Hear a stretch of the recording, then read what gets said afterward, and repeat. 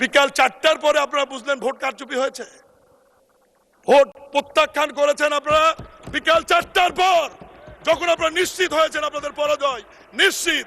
তারপরে আপনারা সংবাদ সম্মেলন করে ভোট আপনারা বর্জনের ঘোষণা দিয়েছেন। এমন কি বিশেষ পরিস্থিতি তৈরি হয়েছিল যে বিশেষ পরিস্থিতিতে উত্তর সিটি কর্পোরেশনে এজাজ আহমেদকে প্রশাসক নিয়োগ দেওয়া হয়েছিল। মাননীয় স্পিকার, সিটি কর্পোরেশন এলাকার ব্যাটারি চালিত রিক্সা চলাচল নিয়ন্ত্রণের লক্ষ্যে সিটি কর্পোরেশন কর্তৃপক্ষ কর্তৃক ব্যাটারি চালিত রিক্সার নিবন্ধন ও চালকের লাইসেন্স প্রদানে সিটি কর্পোরেশনের ক্ষমতা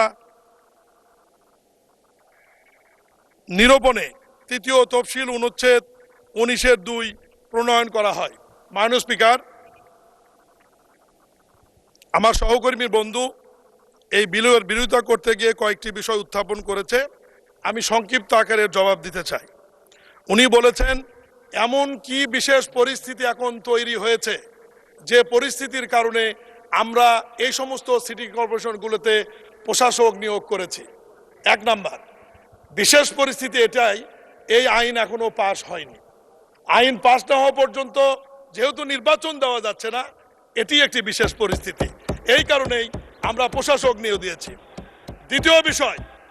দ্বিতীয় বিষয়, অন্তর্বর্তীকালীন সরকারের সময় এমন কি বিশেষ পরিস্থিতি তৈরি হয়েছিল যে বিশেষ পরিস্থিতিতে উত্তর সিটি কর্পোরেশনে এজাজ আহমেদকে প্রশাসক নিয়োগ দেওয়া হয়েছিল। মাননীয় স্পিকার, এমন কি বিশেষ পরিস্থিতি তৈরি হয়েছিল যে তারা হাইকোর্ট সুপ্রিম কোর্টকে অবমাননা করে আমাদের সহকর্মী মাননীয় মুক্তিযোদ্ধা বিষয়ক প্রতিমন্ত্রী এশরাক মেয়র হিসাবে নির্বাচিত হয়েছিলেন এবং নির্বাচন কমিশন থেকে তার গেজেট হয়েছিল এবং স্থানীয় সরকার মন্ত্রণালয়ে শপথের জন্য নির্দেশনা দেওয়া ছিল। আজকে বিরোধী দলীয় চিফ হুইপ, আমাদের মাননীয় বিরোধী দলীয় চিফ হুইপ সেই সরকারের মন্ত্রী সবাই ছিলেন। কি বিশেষ পরিস্থিতিতে সেই দিন তাকে শপথ করানো হয়নি? মাননীয় স্পিকার, আজকে তারা বিরোধিতার খাতিরে যদি বিরোধিতা করে সেটি অন্য কথা। আমি এর আগের বিলও স্পষ্টকরণ করেছি, এই বিলের মধ্যে এই আইনটি যদি পাশ না হয় তাহলে পুরাতন জুলুমবাজেরা আবার ওই চেয়ারে ফিরে আসবে। 1। দ্বিতীয়ত, এই আইনে বলা আছে দলীয় প্রতীকে ধানের শীষ সহ জাতীয় প্রতীক যেগুলো রয়েছে এই প্রতীকে আর স্থানীয় সরকার নির্বাচন হবে না, এই আইনেও রয়েছে। তাহলে এই আইনটি যদি পাশ না হয় তাহলে আমাদেরকে আবার দলীয় প্রতীকে ফিরে যেতে হবে।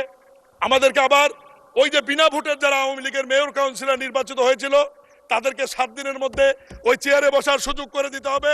মাননীয় স্পিকার, এই কারণে আমি বলতে চাই আজকে এই মহান সংসদে আমার বিলটি উত্থাপন করার যে অনুমতি নিয়ে চেয়েছি, তার আগে আরেকটি কথা বলবো। মাননীয় স্পিকার, আমার বন্ধু তার বক্তব্যে একটি ইঙ্গিত করেছে, আজকে 2টি উপনির্বাচন হয়েছে মাননীয় সংসদ সদস্য বগুড়া এবং শেরপুরে, উনি ইঙ্গিত করেছে যে সেখানে নাকি ভোট কারচুপি হয়েছে।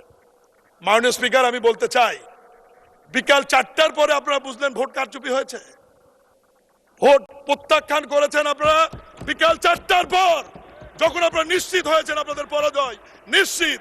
তারপরে আপনারা সংবাদ সম্মেলন করে ভোট আপনারা বর্জনের ঘোষণা দিয়েছেন। মাননীয় স্পিকার, আমি বিরোধী দলের বন্ধুদের বলতে চাই, গণতান্ত্রিক ধারা অব্যাহত রাখার স্বার্থে নির্বাচন বয়কটের পুরানা রেওয়াজ থেকে সরে আসুন।